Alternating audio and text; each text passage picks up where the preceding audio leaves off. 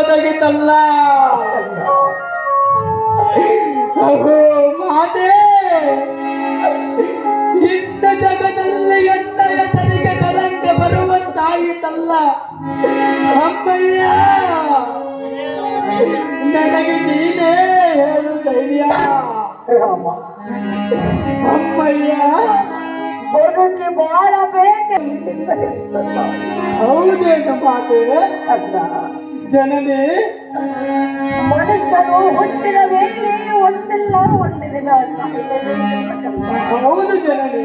ರಾಮ, ಅಮ್ಮಯ್ಯ, ಬಂದಿದ್ದು ಬರಲಿ, ಭಗವಂತನ ದಯ ಉಂಡಿರಲಿ ಎನ್ನುವುದು ಈ ನಮಗೆ ಉಳಿದಿರುವುದು.